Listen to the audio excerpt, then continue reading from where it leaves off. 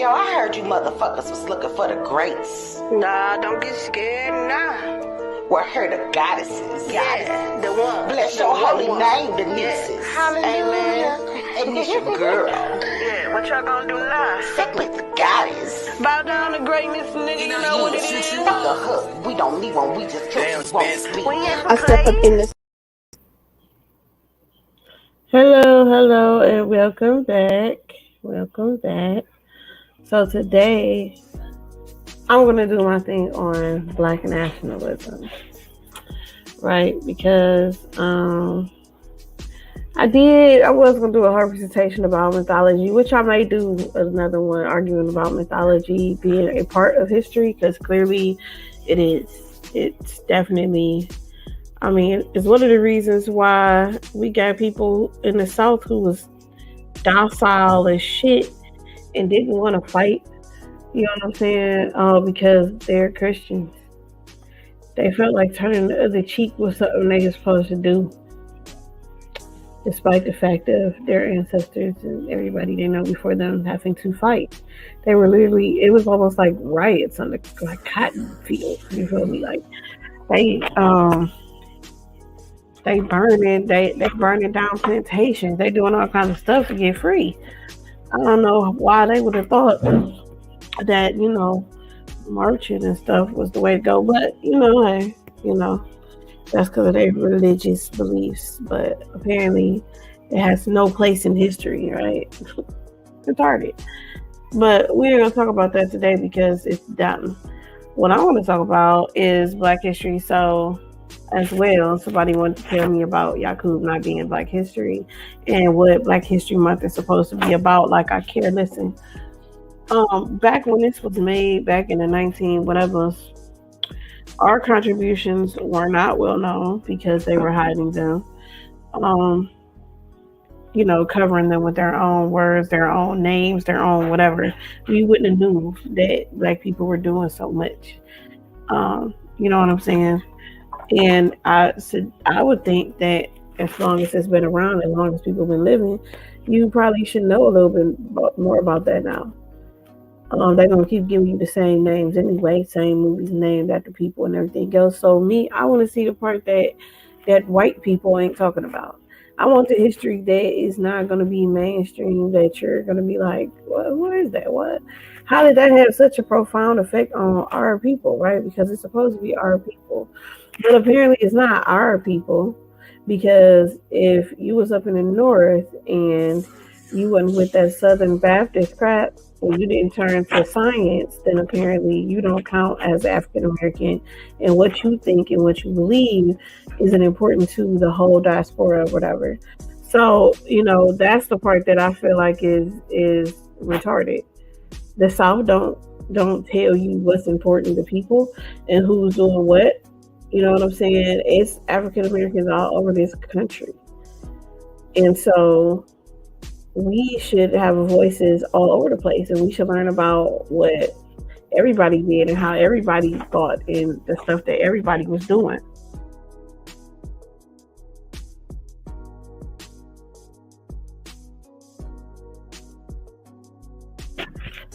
So, but I'll get into this now.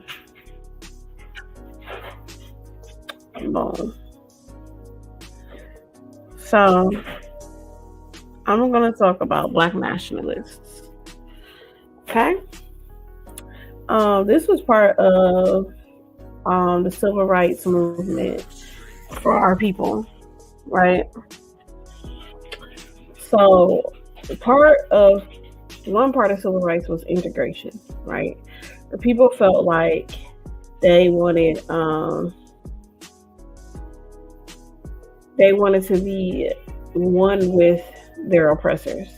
They wanted to be able to live amongst them, be citizens amongst them, and be respected amongst them.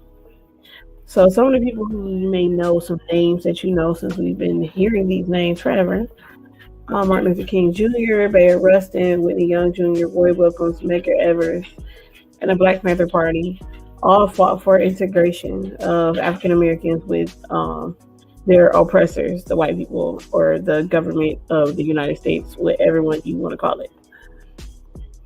So Black nationalism has nothing to do with integration. It's something totally different. Black nationalism is a type of racial nationalism or pan-nationalism, which espouses the belief that Black people are a race and which seeks to develop and maintain a Black racial and national identity. Black nationalist activism revolves around the social, political, and economic empowerment of Black communities and people, especially to resist their assimilation into white culture through integration or otherwise, and maintain a distinct Black identity. Okay, so what does all of that mean, right? I got that from Wikipedia.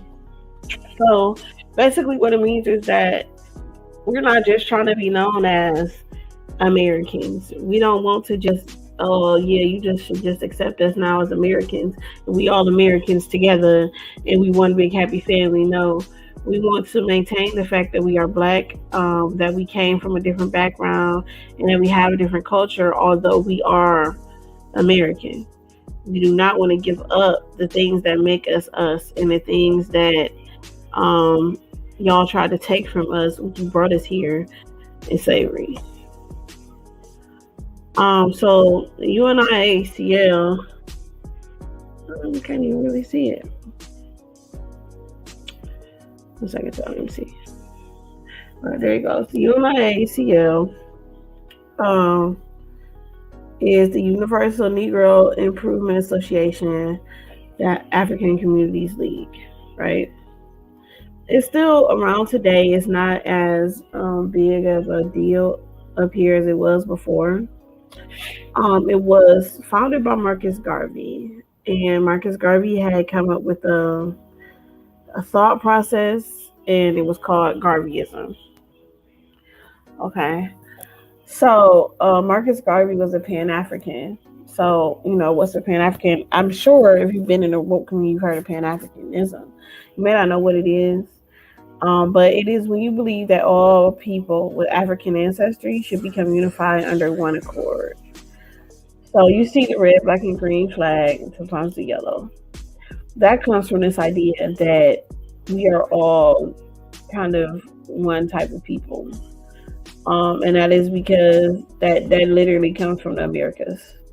And that's South and North America. Because we are descendants of slaves. So they were all from different countries in Africa. They were from different countries, different cultures, probably different religions, different languages.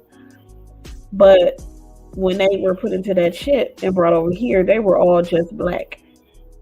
They were just Black, and they just, were all treated the same. And so they had to come kind of together.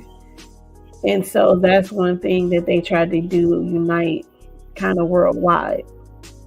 So the idea was that basically to make a one almost like continent nation for Black people. So we were supposed to all get together, ride out to Africa, become one, have like a president or a congregation that ran it, and then we could delve out our resources, and we could be a nation. We could be together, and they would not have they wouldn't be able to basically just keep on thriving off of our work as they have done for so many years, and thriving off of our land as they continue to do now. So that's the thought process behind it. However, this failed. Marcus Garvey got arrested for he tried to make this little kind of like a line that took people back to Africa. He got arrested for mail fraud and all this other stuff, but it kind of made him lose momentum, and made the thought lose momentum. But they do this a lot to our leaders. They do it a lot. So a lot of our leaders fall, and a lot of them fall victim to the government trying to stop any kind of growth within our community. And our community is the Black community, as the Pan-Africans would say. You know why? There's another Pan-African Well, it's not a Pan African, but it's another Black nationalist group. Sorry. So it was founded by Master Farad Muhammad. Farad Muhammad came over here. He has like a crazy past. Like they don't really know. He says that his father is black and his mother is from New Zealand. They don't have really records of him coming or going. They don't. He just disappeared off the face of the earth. And also he appeared out of nowhere. But he had a story to tell, and his story included African Americans. So the Yakub story that I have on this channel, which it kind of describes why people are racist. It describes a making of a white race and of a man bringing them over here in 1555, bringing a black man over here in 1555 and putting them into slavery. It has an Islamic kind of base to it, mixed with some Sumerian and everything else. You can find this in NOI. You can also find it in Nubian cultures, which was ran by Dr. York, who was another cult leader.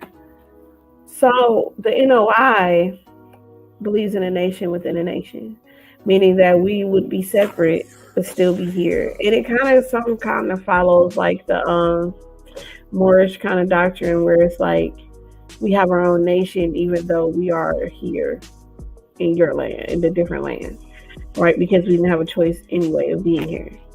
And now that our ancestry is so far removed, we wouldn't know where to go back to, or if they would even know who we were, right? We don't know anything. So we are a lost nation. And his doctrine is that, well, we're not a lost nation. We are the original man. We were brought over here, and that we all really belong together under this Islamic doctrine. He thought that because 30% of the slaves that came over was Islamic, and everything else they learned Arabic, and they learned the Quran and a little bit about the Bible. But because the doctrine is racist, and because it does exclude a lot of people, of course it doesn't get much traction. Of course they're considered bad and everything else. So how does this impact the civil rights movement? Well, Black people in America began a Black Power movement, kind of. And they found unity in their ancestry and events of the past that brought them together, which was the slavery, discrimination, and displacement. So Black Power, the fist that's put up and everything else, it is not at all racist or anything like that. What it is just saying like Black pride, like we have pride in ourselves. We understand that we're excellent. We understand that we can do stuff. So, Black Power, and it's a unity thing amongst us. Also, Black nationalism brought a lot of leaders that opposed other leaders in the civil rights movement.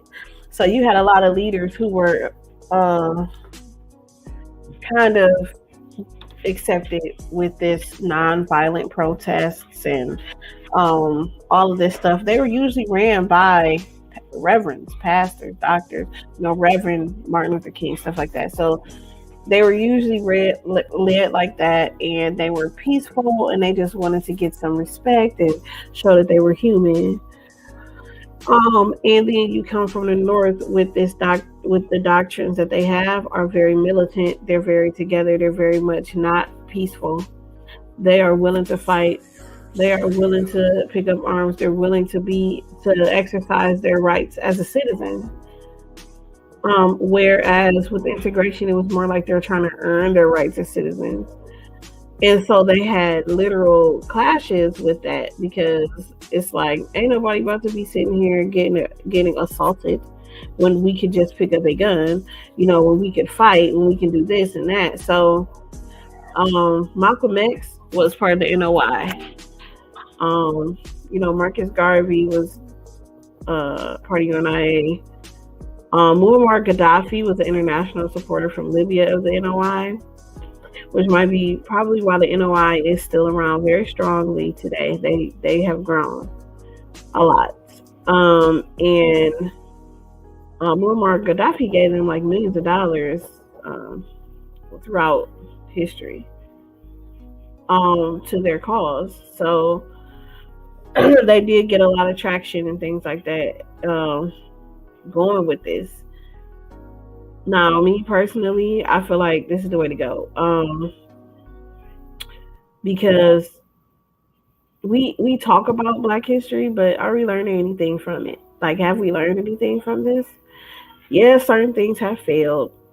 Trying to unite Africa as a whole failed. Trying to do that, like that kind of stuff fails. But integration failed as well. Because although you can say, oh, well, you know, we can get jobs, we can go to school, whatever, but still in this nation, being Black is still a scarlet letter. Being in this nation, being Black can still get you killed by the police. Being in this nation, being Black is still a reason to pull you over. It's still a reason to say, I was scared. It's still a reason to do any kind of fuck shit. So as far as socially, we are in the same place. Integration did not help us at all. Black nationalism, I feel like, would definitely help us if you could unite under one accord. You could have a bigger voice. It's a bigger fight back. You'll be able to learn more from your own people and be able to work within the system that we even have here. You know what I'm saying? If you were able to learn about how to do some kind of group economics or even just economics period, learn about stocks, learn about insurance, learn about all of this stuff under one accord, with us teaching our people, us coming up as a people, we really could go farther. But if we're getting accosted or something is happening to our people and us as a nation rising up against whoever is doing it, we will have a much better stance where we are. But at this time, we don't have that, and we're not going to, because people don't see the issue still. They don't see it. And they're not going to see it because they think that they're in a better place now. And that's what happened when some people got free, too. They didn't want to have any problems. If you watch, what is that movie? The Butler or something? Whatever. When he was working for the White House. And he was all like, we're doing that civil rights stuff. We don't want none of that. I'm cool with the life I got right now and all of this stuff. And that is how like 80% of Black people are today. They don't care. They cool with where they at. They not on it. And all this other stuff. That's literally how it is. And it's sad because if we don't stand together, then we're just kind of lost. And it don't matter how much of they science you spew, how much of they stuff you know, and how much you think that they accept you. They don't. And whatever you know is not going to save you from that bullet. You can motherfucking spit all the facts you want to at them, and you're going to die. And it's not going to matter. So in learning about Black history, I think that we should learn from it and look at the situations we were in then, look at the situation that we're in now, and see what is the actual issue, what has happened, and how can it actually be fixed, and use history for what it's for, to not make the same mistakes over and over and over again. Okay.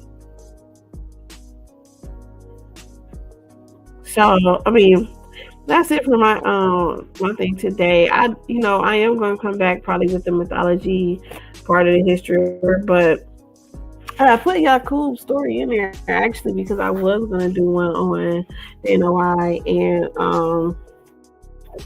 the Wabianism, because